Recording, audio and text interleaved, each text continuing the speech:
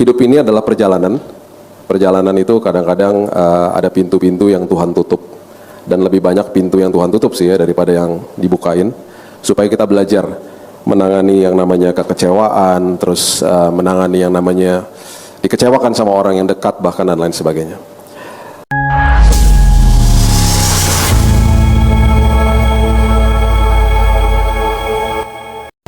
Bapak yang baik, terima kasih Tuhan buat kesempatan demi kesempatan untuk kami sadar bahwa Tuhan tidak pernah tinggalkan kami.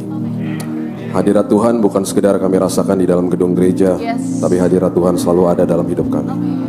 Sebabnya Tuhan sadari kami hari lepas hari bahwa tidak pernah sedetik pun Tuhan tinggalkan kami. Tidak ada siapapun dan apapun yang sanggup memisahkan kasih Tuhan atas hidup kami. Terima kasih Bapak yang baik, kami percaya firman Tuhan akan jadi pedoman makanan yang sehat bagi jiwa dan roh kami.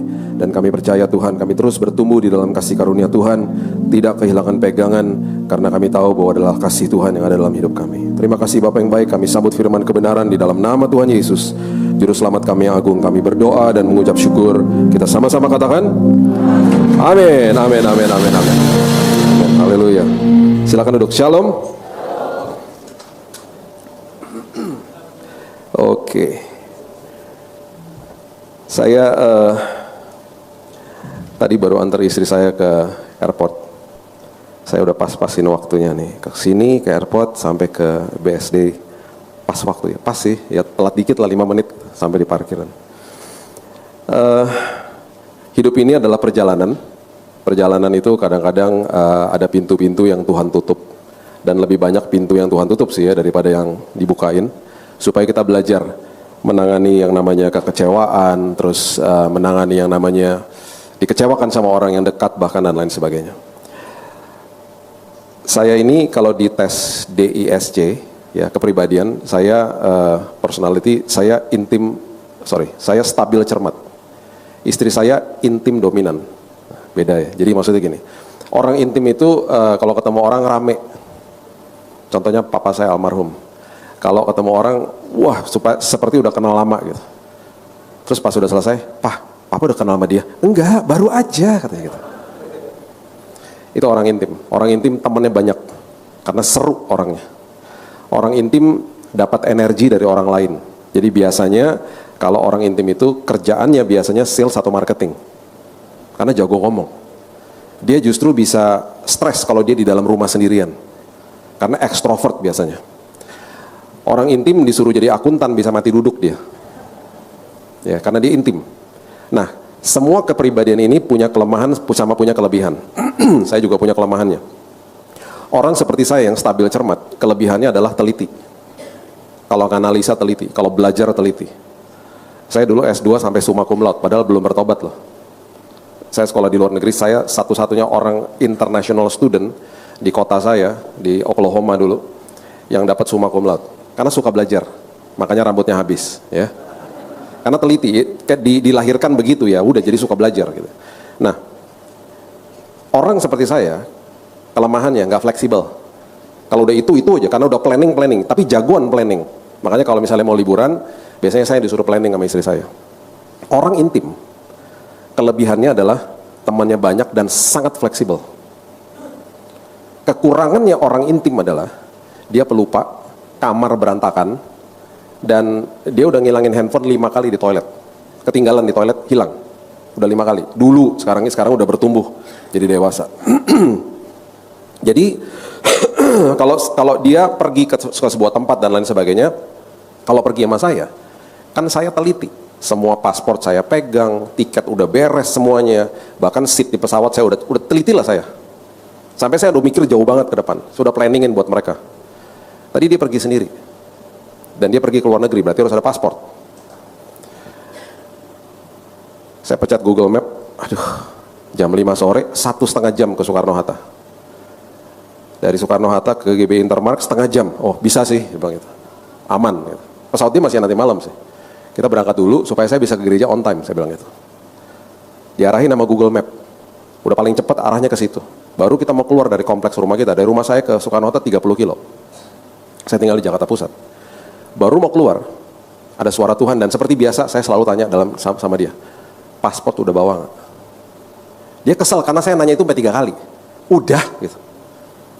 Sekarang saya coba kamu buka tuh paspor dan tunjukin kepada saya, kamu udah bawa nggak bener? Udah gitu. Dia makin kesal karena kelihatan emang ada paspornya. Nggak buka paspornya. Saya mau lihat paspornya. Dia buka paspornya dan dia langsung diem karena langsung kelihatan paspornya ada robekannya, ada potongan, berarti itu paspor lama. Dia langsung gini, paspor lama yang dibawa, kan? Kalau tadi kita udah sampai di airport, 30 kilo dari rumah, dan kamu ada di depan counternya Qantas, dia naik Qantas. Kalau kamu di depannya counternya Qantas, dicek paspor kamu dan kamu tiba-tiba paspor lama, kamu ngomong apa coba? Kamu nggak bisa berangkat, kamu nggak bisa pakai KTP. Ini bukan pesawat domestik. Makanya saya nanya, karena itu kelebihan saya. Itu kekurangannya kamu yang saya harus lengkapi terus. Makanya kalau ditanya jangan ngambek. Iya. Untung masih di kompleks rumah. Jadi kita bisa pulang. Iya kan? Jadi kalau lain kali suaminya nanya-nanya terus, bilang aja iya. Karena memang di dalam zona ini saya lebih jagoan. Di dalam zona-zona yang lain ya kamu lebih jagoan lah. Kan kita saling melengkapi. Untung kan aku tanya, ini semua karena Roh Kudus, bukan kuat dan gagah saya bilang gitu. Ternyata sampai rumah, saya cek lagi Google Map-nya, berubah arahnya. Dikasih jalan yang lain. Saya bilang terima kasih ya Tuhan, bukan masalah pasportnya. Pasti di jalan yang tadi itu ada sesuatu yang gak baik. Saya tahu Tuhan selalu pimpin ke dalam jalan yang benar. Bukan sekedar jalan yang baik. Jalan yang baik belum tentu benar. Jalan yang benar pasti bawa kebaikan. Saya kalau mau dari pusat mau ke arah Tangerang ke arah sini, arahnya harus ke barat kan. Kalau saya bilang saya nggak mau ke barat karena jalan yang baik itu adalah ke timur, karena kalau ke barat jalannya bolong-bolong misalnya, sampai tujuan nggak? Nggak. Saya di Bekasi sekarang. Tapi ketika saya prinsipnya begini, nggak penting deh. Yang penting walaupun jalannya nggak baik, yang paling penting adalah arah yang benar ke sana. Sampai tujuan nggak? Sampai. Jadi di dalam sebuah kebaikan belum tentu benar. Makanya carilah dahulu kerajaan Allah dan kebenarannya, bukan kebaikannya. Baru segala sesuatu ditambah-tambahkan dalam hidupmu. Amin. Nah, di dalam sebuah perjalanan hidup manusia, kita ini udah dikasih ruang lingkup sama Tuhan. Coba lihat Kejadian pasal yang pertama, ayat yang pertama. Kejadian pasal yang pertama, ayat yang pertama. Mungkin kita udah hafal ayat ini. Dikatakan begini, pada mulanya Allah menciptakan langit dan bumi. Sederhana dan seringkali dibaca cepat-cepat. Pada mulanya itu berarti Tuhan menciptakan waktu. Tuhan menciptakan waktu untuk kita.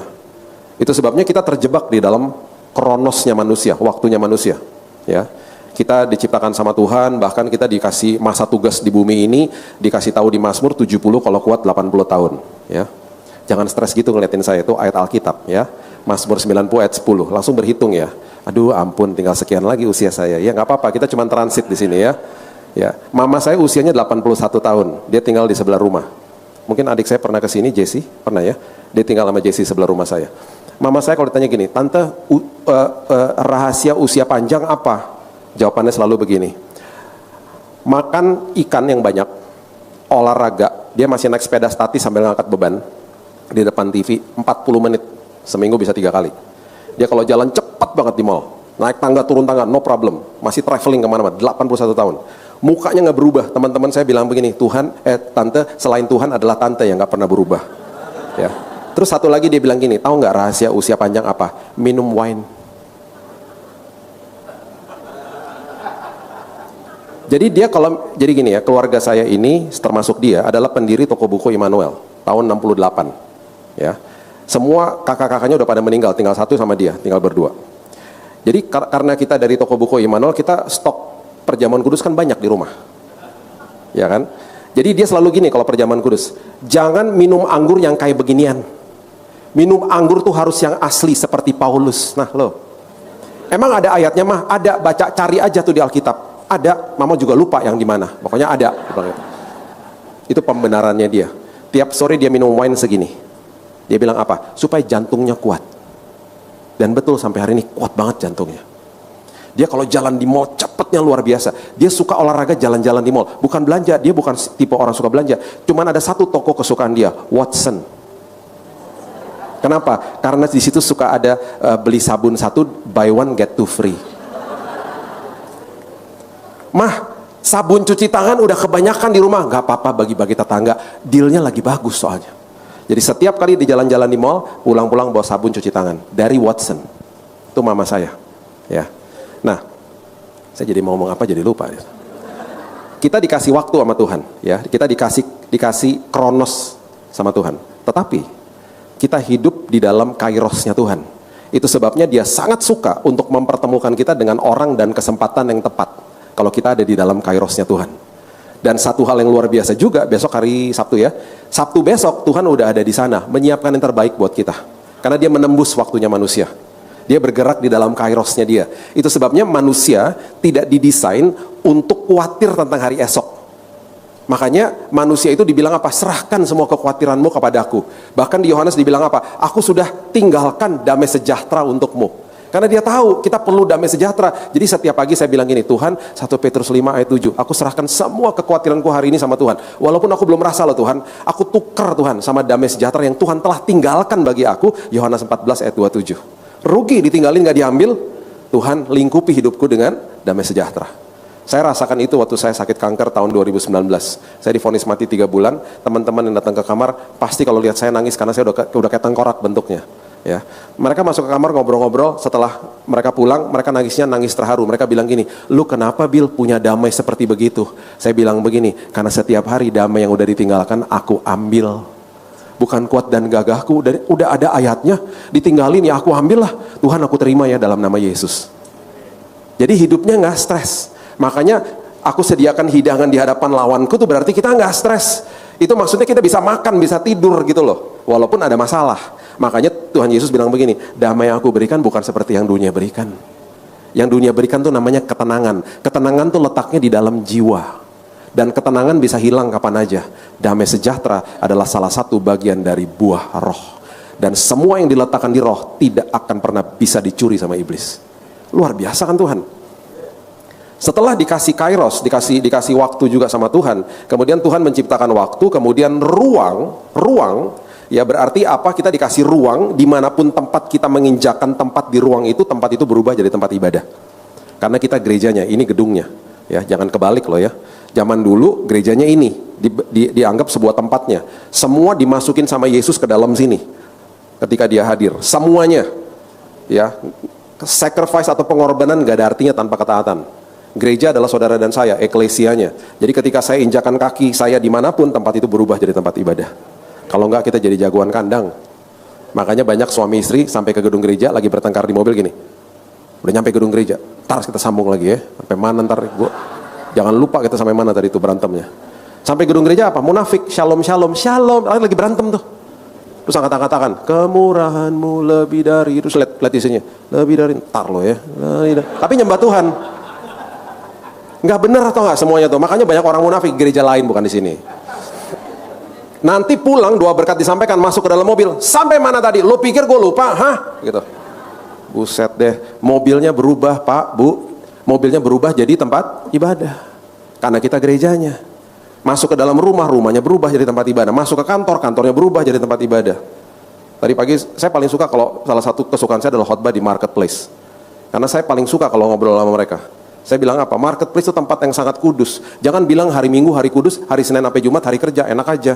Hari Minggu hari kudus di gedung gereja, hari Senin sampai hari Jumat hari kudus di gedung kantor. Karena kita gerejanya. Jadi waktu saya injakan kaki di sana berubah jadi tempat ibadah. Saya tidak akan curi waktu. Saya akan kerjakan semuanya untuk kerajaan sorga, bukan untuk bos saya. Setelah itu baru untuk bos saya, semua regulasi kantor saya ikutin. Belum tentu juga sesuai sama kesukaan saya. Nggak apa-apa, saya kerja buat kerajaan sorga kok. Promosi datang dari Tuhan, bukan dari siapapun. Tuhan bisa menggerakkan siapapun karena sumbernya Tuhan. Berkat finansial yang kita terima setiap hari itu dari pipa-pipanya dari mana sih? Usaha, pekerjaan, dari orang lain. Pipa bisa tutup Bapak Ibu. Sumber nggak pernah tutup. Makanya dikejar sumbernya. Pipa bisa tutup, orang bisa kehilangan pekerjaan, pipanya tutup. Orang bisa rugi dari sebuah usaha, pipanya tutup. Tuhan nggak peduli dengan yang namanya itu. Di padang gurun dia bisa membuat sumur yang airnya membual-bual kok. Karena sumbernya dia. Jadi kejar sumbernya, itu namanya akses.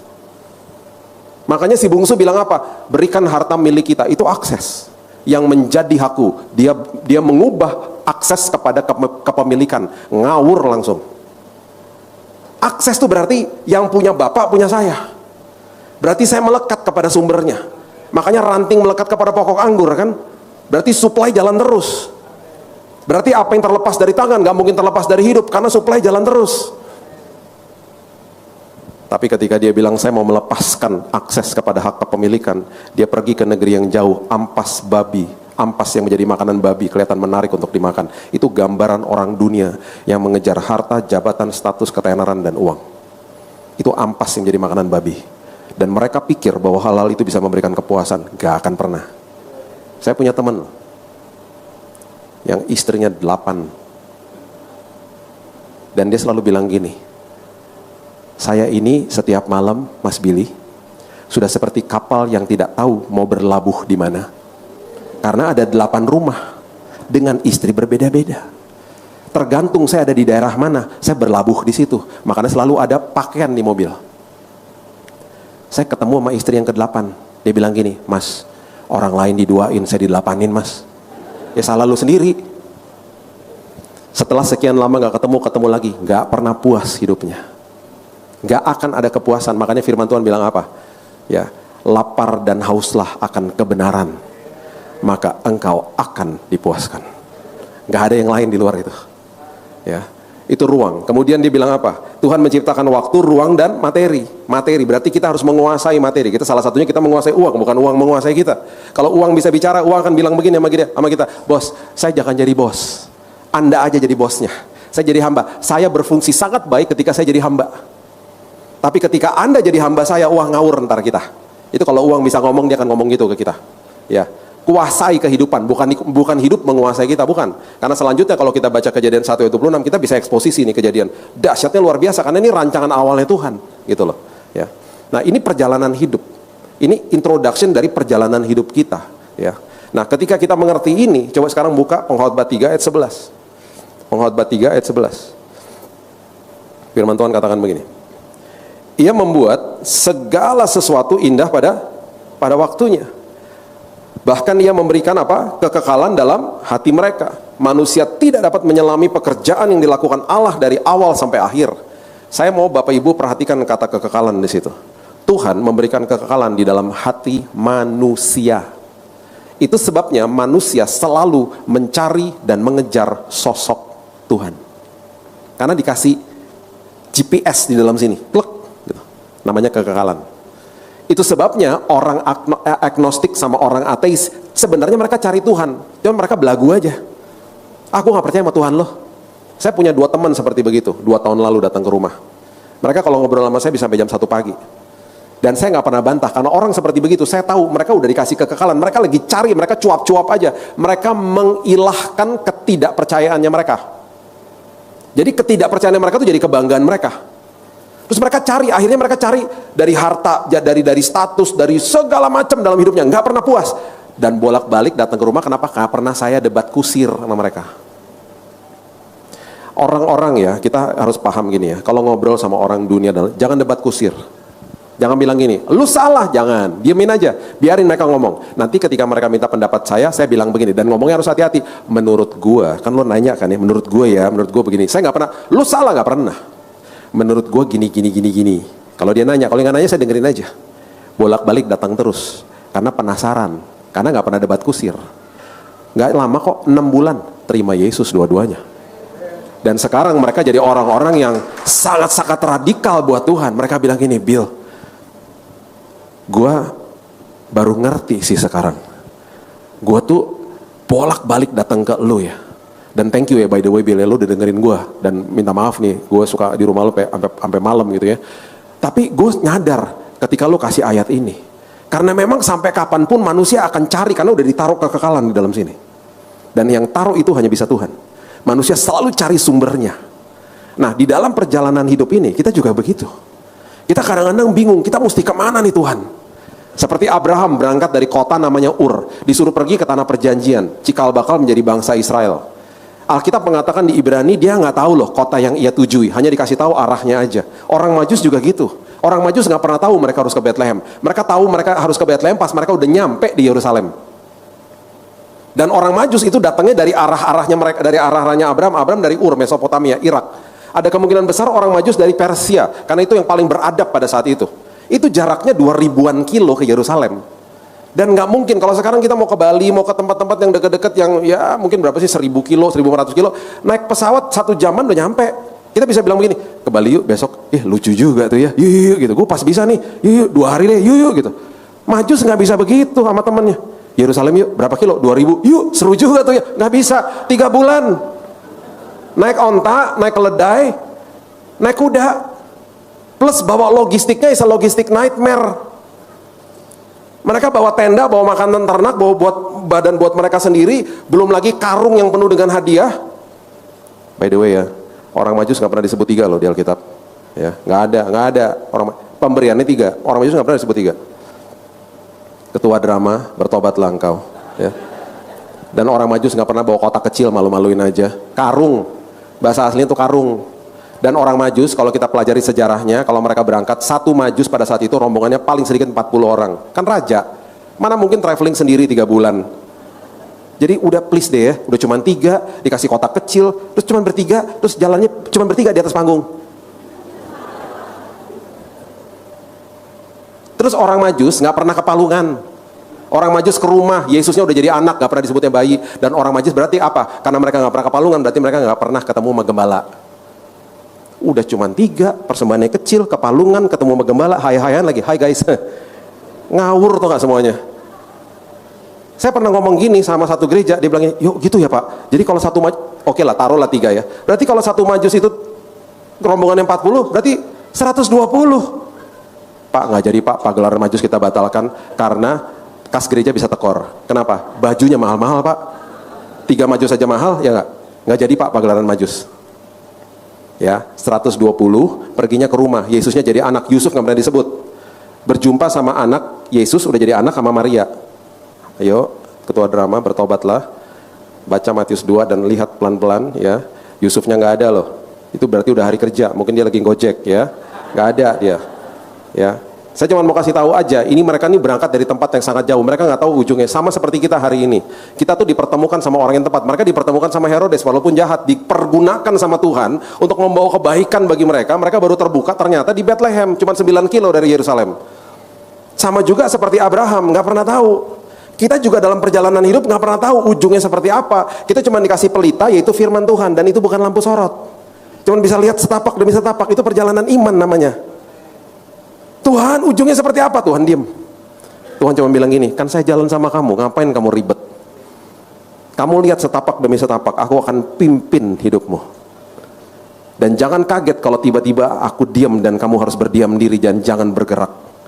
Dan jangan kaget kalau tiba-tiba pintunya ketutup karena ada bahaya di balik situ. Karena aku yang tahu. Tugas kita kalau traveling, jangan bawa bagasi masa lalu. Bagasi masa lalu selalu berat-berat. Jadi jangan bawa extra baggage. Tadi istri saya sebelum berangkat dibilang ini, sayang ini lebih dari 30 kilo enggak? Karena cuma boleh 30 kilo. Enggak, saya udah karena udah kebiasaan tahu koper udah kayak timbangan aja. Kira-kira sih mas. Enggak sampai nih sih gitu. Enggak boleh bawa ekstra bagasi. Tahu enggak, orang kalau bawa ekstra bagasi terus dia traveling sama orang terdekat sama dia, yang repot orang yang traveling sama dia karena angkatin kopernya akhirnya. Ya, coba lihat ya. Coba lihat. Filipi pasal yang ketiga ayat 7 sampai 8, coba lihat. Filipi 3 ayat 7 sampai 8. Tetapi apa yang dahulu merupakan keuntungan bagiku, sekarang kuanggap rugi karena Kristus. Malahan segala sesuatu kuanggap rugi karena pengenalan akan Kristus Yesus.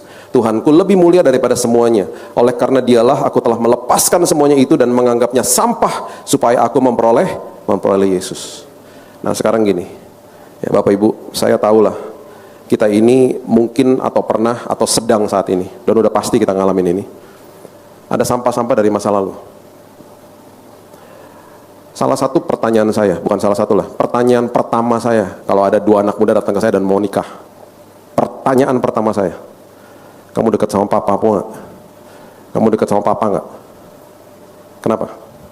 Karena kalau dia tidak punya figur ayah dalam hidupnya, pasti, saya sekarang berani katakan pasti, karena bukan 95% lagi, pasti insecure, obsesif, posesif, cemburuan, gak percaya diri.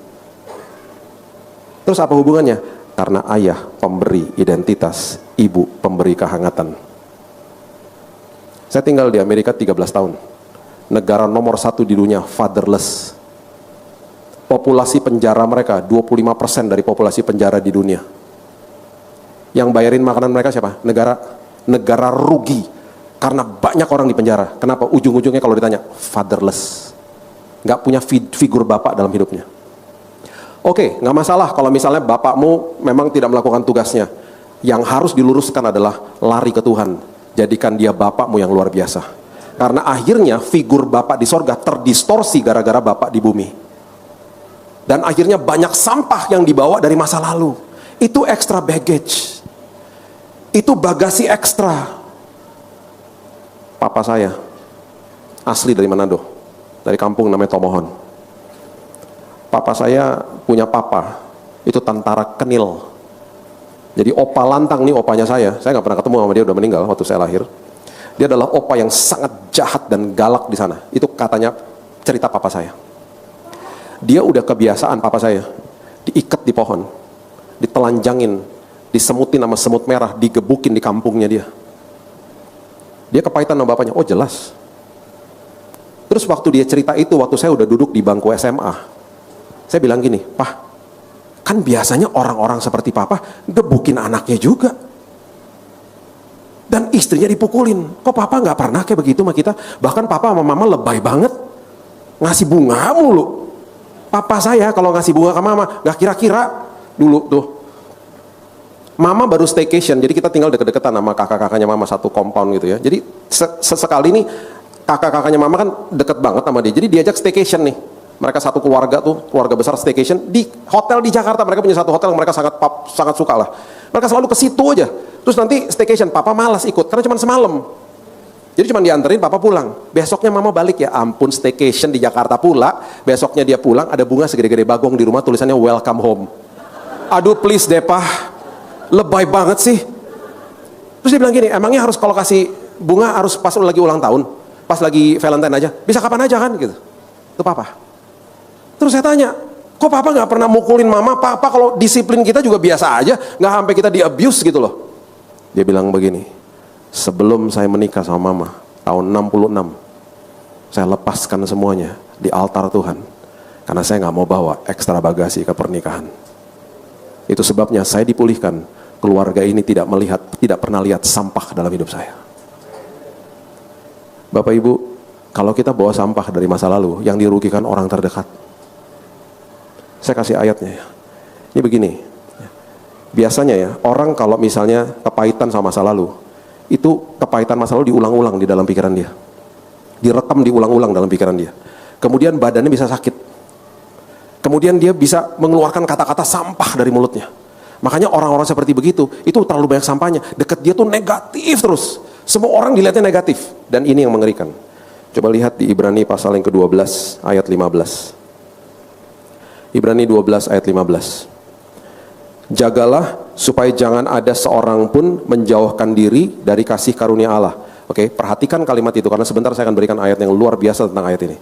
Jangan jauh-jauh dari kasih karunia. Kemudian disambung lagi. Kita sampai hari ini masih belum tahu penulis Ibrani ini siapa, tapi menurut saya sepertinya Paulus, ya. Dia katakan begini, agar, jadi jangan jauh-jauh dari kasih karunia, agar jangan tumbuh akar yang pahit. Ya, akar yang pahit itu jangan sampai tumbuh. Kalau sampai udah pernah dikasih benihnya kepahitan, jangan sampai tumbuh. Dekat-dekat sama kasih karunia Tuhan, gitu loh. Yang menimbulkan, ini dampaknya, menimbulkan kerusuhan dan mencemarkan banyak orang. Dan yang paling kena adalah orang terdekat. Satu format ketaatan yang gak pernah dibahas di atas mimbar, dan itu membuat saya sangat sedih, adalah belajar menerima dari Tuhan. Kita terjebak di dalam ranah agama yang selalu mengatakan berupaya untuk hidup taat. Jemaatnya bingung. Bahkan disemburkan dari atas mimbar, ayo berikan yang terbaik. Kita bingung, berikan terbaik itu apa? Kita nggak bisa memberikan sesuatu kalau kita nggak punya sesuatu itu. Kita nggak bisa kasih uang kalau kita nggak punya uang. Kita nggak bisa kasih waktu kalau kita nggak punya waktu. Kita nggak bisa kasih yang terbaik kalau kita nggak punya yang terbaik. Bagaimana cara menerima yang terbaik? Belajarlah menerima dari Tuhan. Itu sebabnya saya didik kedua anak saya nggak begini-begini. Kalau mereka berbuat salah, saya nggak pernah begini. Anak siapa kamu? Anaknya bingung. Anak elu kok nanya. Jadi waktu mereka berbuat salah, saya berlutut di depan mereka waktu mereka masih kecil-kecil. Saya peluk, saya bilang gini, aku bisa buat apa supaya kamu nggak ngulangin lagi perbuatanmu, nak? Dia sedih kalau kamu gitu, jangan gitu dong. Itu perbuatannya salah. Tetapi kamu tahu nggak, kamu tuh anak yang sangat baik. Perhatikan ini baik-baik. Perhatikan ini baik-baik. Kalau kita jatuh ke dalam dosa, Roh Kudus akan selalu mengingatkan kita. Ini namanya conviction. Dia akan ingatkan, dia akan tunjuk perbuatan kita, bukan nyerang karakter kita. Kita tidak sempurna, kita menyembah Tuhan yang sempurna. Dan hari ini dia lihat kita dari lensa kasih karunia. Dia lihat kita semua anak-anaknya sempurna di mata dia. Karena sudah teleo, sudah selesai di kayu salib. Jadi ketika kita jatuh ke dalam dosa, dia akan datang kepada kita, dia akan peluk kita, dia akan kasih tunjuk perbuatannya. Itu salah, nak. Jangan, itu merugikan dirimu, nak. Jangan, nak, itu bahaya, nak. Dia nggak pernah ngomong gini. Emang kamu tuh kurang ajar, kamu tuh nggak layak di hadapan. Itu kalau sampai ada tuduhan seperti begitu, itu bukan suara Tuhan. Itu suara iblis. There is no condemnation in Christ. Roma 8 ayat 1. Tidak ada tuduhan, penghakiman, ataupun hari ini yang namanya penghukuman dari Tuhan. Kenapa? Selesai. Percuma kalau enggak. Makanya saya punya satu pelajaran tentang tabir. Ya, pertama kali dulu imam besar mau jadi mediatornya manusia, ya. Dia masuk ke belakang tabir. Tabirnya ketutup tuh. Dia berhadapan sama Tuhan di situ. Dulu kekudusan Tuhan bisa membunuh manusia, bukan Tuhan bunuh manusia, bukan loh. Manusia karena nggak kudus, kekudusan Tuhan bisa melumat hidupnya, manusia bisa mati dalam kekudusan Tuhan. Waktu Yesus katakan selesai di kayu salib, hal pertama yang terjadi, tabir bait Allah dirobek sama dia. Dia masuk ke belakang tabir. Ini semua ada ayatnya. Dia berhadapan dengan Bapa di sorga, dia memperdamaikan Bapa dengan manusia. Dan dia bawa kita masuk ke belakang tabir. Itu sebabnya dia disebut adalah perintis di Ibrani, prodromos. Dia teriak kepada si isi sorga, sebentar lagi ada orang penting mau datang. Siapa? Kita. Diperdamaikan dengan tahta Tuhan. Dan bahkan hari ini roh yang membangkitkan Kristus dari kematian ada di dalam kita. Dan kitanya nggak mati. Kenapa? Karena tiap hari kita dikuduskan sama dia. Kita bukan hidup taat untuk jaga, kita bukan hidup taat untuk meraih kekudusan, bukan. Mana bisa kita meraih kekudusan? Kita hidup taat karena kita sudah dikuduskan. Dan kebalik-balik loh. Kita hidup taat karena kita sudah dilayakan, bukan untuk dilayakan. Saya mengerjakan keselamatan itu artinya I'm working out my salvation, bukan working for my salvation. Bukan mengerjakan untuk dapat keselamatan, saya mengerjakan karena saya mempertahankan keselamatan ini. Hati-hati loh dengan interpretasi atau tafsiran ayat-ayat ini. Matius 5, ini ayat yang buat stres kadang-kadang. Aku harus sempurna sama seperti Tuhan sempurna. Betul, itu kata-katanya begitu. Baca bahasa aslinya, you shall be perfect. Kamu akan disempurnakan sama seperti Kristus telah disempurnakan. Itu kata sempurna dengan kata selesai di kayu salib itu sama, teleo, tetelestai, sama, komplit. Ya, makanya belajar firman Tuhan, jadi matetes, orang yang mau belajar dan diajar sama firman Tuhan supaya nggak kehilangan pegangan. Dan kemudian lakukan itu kepada generasi berikutnya. Jangan digini-giniin, dirangkul. Jangan diserang karakternya. Karena Yesus nggak pernah begitu. Saya bilang begini sama Keaton anak saya. Dek, kamu kalau buka pintu mobil hati-hati loh, Dek. Kenapa, Dek? Karena kalau buka pintu mobil, kalau kamu diantar ke sekolah pagi-pagi, naik mobil pribadi, naik taksi, naik Grab, naik Gokar, apapun itu, hati-hati, Dek, karena ada 18 juta motor di Jabodetabek. Hah? Iya. Mengerikan, Dek. Motor-motor di Jakarta. Semua pengendara motor sini pasti sopan-sopan, kecuali yang ada di luar sana. Dulu saya salah satu sekolah kehidupan itu dengan pengendara motor, karena mereka nyalip mobil dan saya klakson dulu ya. Saya klakson. Bukan mau apa-apa, cuma mau peringatin aja, hati-hati, klik. Dia buka helm. Apa loh? Nah, ada darah Manado loh, jangan salah. Ada panas-panasnya, makan dabo-dabo soalnya. Istri saya punya paspor yang hebat, dia selalu pegang kaki saya. Udah sayangnya jangan ya, jangan-jangan dia jemaat. Nah. Saya kalau dengar kata jemaat, langsung luluh hati saya. Iya ya, jangan-jangan jemaat ya. Udah biarin aja. Iya ya, jangan dia mungkin lagi bete ya, dimarahin istrinya. Iya, udah makanya jemaat gitu. Setiap kali ada motornya beli, istri saya ingat jemaat, ya jemaat. Jadi saya nggak bisa ngapa-ngapain. Lama-lama saya mempertanyakan, ini jemaat gereja mana? Kurang ajar semua. Enak aja. Tapi satu hari, kalau kita lulus sekolah kehidupan, yang validasi itu orang terdekat. Tiba-tiba istri saya bilang gini, kok kamu udah biasa-biasa aja sama motor-motornya begitu? Berarti lulus. Amin. Sekolah kehidupan sampai Yesus datang semua kita. Kita punya kelemahan masing-masing kok, ya. Nah, ini yang saya mau kasih tahu. Anak saya habis saya kasih tahu. Besoknya, bukan besoknya, 2 hari setelah itu, saya nggak bisa ngantar ke sekolah. Temen saya pas lagi di rumah, tinggal dekat rumah sih. Pagi-pagi dia bilang, bang, gue nganterin deh adek AA si Keaton ya, anak lo gitu. Oh yaudah, thank you ya, karena lo kan ada pelayanan, thank you gitu. Dia pakai mobil saya. Siang-siang teman saya bilang gini, mobil lo penyok tuh. Kenapa? Ditabrak motor. Ya elah. Kenapa? Dia buka pintu nggak lihat-lihat. Pas dia nggak lihat, pas ketabrak, pas ada motor. Kejadian jeger ketabrak. Pas lihat pintunya, aduh penyok banget. Malam hari waktu saya ketemu dia, sudah biasa saya kalau ketemu anak saya dari dulu, saya selalu peluk mereka tiap hari dan saya selalu katakan I love you sama mereka tiap hari. Jadi malam hari pintu kebuka, saya ketemu sama dia, saya bilang, hey Keaton, how are you? Udah lama, udah dari tadi pagi gak ketemu. Saya peluk dia. Di tengah pelukan itu saya bilang gini, Kay, are you okay? Kamu okay nggak? Kenapa Dad? Karena kejadian udah pagi dia juga udah lupa. Katanya ketabrak motor. Dia tiba-tiba nangis. Oh iya, bukan aku yang ketabrak mobilnya. Saya dalam hati, saya juga tahu mobilnya. Cuman saya nggak peduli sama mobilnya. Banyak orang kan ngomong gitu, itu lihat tuh mobilnya. Anaknya berpikir apa? Mobil lebih penting daripada dia. Kamu okay nggak? Saya nggak peduli sama mobilnya. Are you okay? Kamu ikut keserempet nggak? Aku nggak apa-apa Dad. Terus dia nangis. Dia aku sorry banget Dad. Aku betul-betul lupa. Aku lupa banget. Sorry banget Dad. It's okay. Yang penting kamu okay. Terus saya bisikin gini, Keaton, next time hati-hati ya nak. Sekarang saya mau tanya Bapak Ibu. Berikutnya dia buka pintu mobil, dia akan sangat hati-hati toh. Bukan karena dia ketakutan sama saya. Karena waktu dia ingat sama saya, dia hormat sama bapaknya. Itu kasih karunia. Jadi kalau ada orang ngomong gini, Pak, kasih karunia berarti tiket buat dosa. Berarti kamu belum ngalamin kebaikan Tuhan. Kalau kamu ngalamin kebaikan Tuhan, kamu makin gak mau buat dosa. Itu segitu besarnya dia sangat sayang sama kita. Jangan pernah rasa tertuduh tentang masa lalu. Jangan bawa extra baggage dalam hidupmu ke masa depanmu. Dan kalau sampai teringat, saya akan kasih ayat ini. Kalau sampai teringat, udah pasti iblis akan ingetin momen-momen yang menyakitkan itu. Perhatikan ini.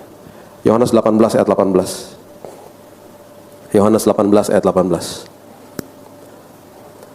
Sementara itu, hamba-hamba dan penjaga-penjaga bait Allah telah memasang api arang.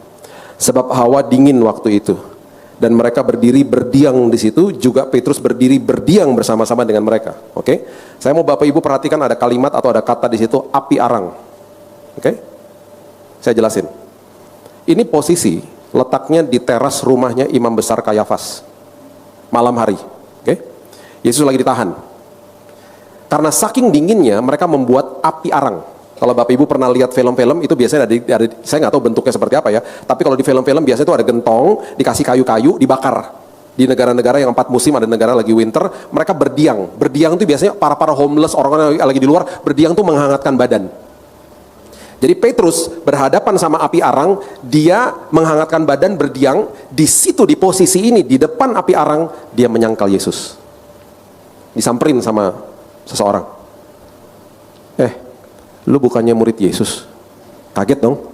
Enak aja, bukan. Dia nyangkal Yesus di depan api arang. Momen api arang. Yang menulis ini adalah Yohanes. Yohanes satu-satunya murid yang berdiri di depan kayu salib. Cara penulisan kitab Injilnya dia bukan sinoptik. Tidak seperti Matius, Markus, dan Lukas. Makanya dia di ayat pertama Yohanes 1 ayat 1 dia memulai sebuah pewahyuan yang terjadi sebelum kejadian 1 ayat 1. Pada mulanya adalah firman. Bapak Ibu mau membaca tentang kasih, bacalah kitab-kitab yang ditulis sama Yohanes. Karena dia lihat sendiri gurunya mati secara brutal di depannya dia. Dan sebelum Yesus mati dititipkan ibunya kepada Yohanes. Yohanes tulis bukunya dengan sebuah pandangan mata langsung yang dia lihat dan juga dari ibu Yesus. Dia nulis ini tentang temannya loh. Dan apa yang dia tulis? Kemudian Yohanes 21 ayat 9 coba lihat. Ini adalah momen ketika Yesus ketiga kali menampakkan diri kepada murid-muridnya. Dan angka-angka di Alkitab itu betul-betul luar biasa detail. 3 kali itu adalah angka kebangkitan. Kepada 7 murid angka kemenangan. 7 muridnya lagi menjala ikan di Danau Tiberias. Siapa aja? Ada Petrus di situ. Ada Yohanes, ada Yakobus, ada Nathanael, ada Simon, ada 2 lagi nggak disebut namanya. Ya, 3 kali penampakan, yang ketiga ini kepada 7 murid. yang lagi menjala ikan di Danau Tiberias. Yesus ada di pinggir pantai. Dia lagi masakin mereka breakfast, makan pagi. Mereka sampai ke pantai, dia lagi masakin breakfast, ikan sama roti. Coba perhatikan ayat ini. Ketika mereka tiba di darat, mereka melihat apa? Api arang dan di atasnya ikan dan roti. Ini Yesusnya udah mati, udah bangkit loh. Dan udah 3 kali ketemu sama Petrus. Dia belum ngobrol one on one sama Petrus. Dan waktu Petrus lihat api arang yang Yesus lagi masakin breakfast, inget gak dia pasti sama malam itu? Ini ditulis sama Yohanes detail. Dia langsung gini, aduh api arang. Kayak Yesus lagi nyentil dia, tau gak? Ingat gak momen api arang? Ketika kamu nyangkal saya. Tapi Yesus gak pernah ngomong gini, kenapa kamu sangkal saya? Gak pernah. Dia tanya 3 pertanyaan, kamu sayang gak sih sama aku? Dengan kata lain, karena aku terlebih dahulu udah sayang sama kamu, mati dan bangkit buat dirimu, kamu sayang gak sih sama aku? Dia mau ketika kita mengingat tentang momen-momen yang mengecewakan dalam hidup kita, dia mau kita paham bahwa kasih karunia-Nya cukup bagi kita. Dia pulihkan Petrus hari itu. Dia tanya 3 kali, dan 3 kali dia bilang gini, gembalakan domba-dombaku. Aku mau kamu pulih, supaya kamu jadi pilar gereja mula-mula. Dia berkhotbah 3.000 orang terima Yesus setelah itu. Dan jadi pilar gereja mula-mula. Orang yang pengecut, orang yang nyangkal Yesus, padahal di awal dia bilang gini, aku gak mungkin nyangkal kamu. Ketika dikonfrontasi sama Yesus, gak pernah, kamu kenapa enggak? Dia cuma tanya, kamu sayang gak sih sama aku? Jadi kalau ada momen-momen api arang dalam hidup kita, kalau kita sampai teringat sama sesuatu yang pernah terjadi masa lalu, ingatlah kasih karunia Tuhan cukup bagi kita. Saya berdoa perjalanan hidup kita menjadi perjalanan yang berhasil. Dan pesan saya cuma satu, jangan bawa sampah dari masa lalu. Tuhan akan terus bawa kita maju, karena ada perkara besar terjadi di depan kita. Makanya mobil, kaca yang paling besar adalah kaca depan, bukan kaca spion. Lihatlah ke depan dan perhatikan, selalu ada rambu-rambunya. Ada damai sejahtera, ada sukacita, itu rambu-rambu dari Tuhan. Amin. Saya akan tutup dengan kisah nyata ini ya. Saya mendarat di kota Calgary di Kanada. Saya cari tempat parkir karena saya janjian sama teman saya. Saya bawa keluarga saya waktu itu. Saya sampai di airport, saya sewa mobil, masukin koper semua di mobil, belum sampai ke hotel, teman saya udah bilang, Bill, ini teman hamba Tuhan, ini jemaat pada mau ketemu, yuk makan siang dulu. Oke, saya cari tempat parkir di downtown, gak dapet. Tiba-tiba di tengah-tengah mobil-mobil itu ada satu tempat kosong. Saya parkir di situ, saya dalam hati, puji Tuhan dapat tempat parkir, saya makan siang. Setelah 2 jam makan siang, saya balik ke mobil, mobilnya hilang. Mobil sewaan loh, ada koper semua di situ, mobilnya hilang. Reaksi pertama saya adalah telepon 911. Pak, mobil saya dicuri. Saya dalam hati gini, ini negara kok ada pencurinya, kan katanya aman gitu ya. Saya udah berkali-kali ke sana, aman kok negaranya, kok ini baru saya mobil kok dicuri lagi, mobilnya dicolong gitu. Dia bilang, sebentar Pak, saya cek. Selagi dia cek, tiba-tiba saya lihat ada rambu kecil di situ. Loading zone. Tempat bongkar muatan, yang parkir di situ akan segera diderek. Saya nggak lihat, ada tulisannya kecil. Jadi waktu orangnya balik, saya bilang gini, Pak, sepertinya bukan dicuri Pak, mobil saya sepertinya diderek. Dia cek ulang, dia bilang, betul Pak, sejam lalu mobil Bapak diderek karena parkir di tempat yang salah. Dikasih tahu tempat mengambilnya, sore-sore saya ambil ke sana. Dendanya 1,8 juta.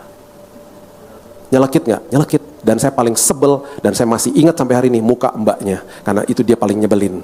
Karena saya bilang gini sama dia, Mbak, saya ini dari Indonesia ya, Jakarta ya. Di Jakarta rambunya gede-gede Mbak. Kenapa di sini rambu tuh kecil-kecil? Tahu nggak dijawab apa? Tapi kan ada. Kamu aja nggak lihat. Ih, nyebelin. Di situ saya belajar, firman Tuhan juga selalu kasih rambu-rambu. Ya, ingat loh, damai sejahtera, sukacita, hikmat dikasih sama Tuhan loh, rambu-rambunya. Ya, saya berdoa perjalanan kita berhasil, perjalanan kita mengalami Tuhan, hidup kita penuh kesaksian. Amin. Berikan tepuk tangan kita untuk Tuhan kita. Bapak yang baik, terima kasih Tuhan buat malam yang indah ini. Aku percaya bahwa firman Tuhan menjadi bekal dalam hidup kami.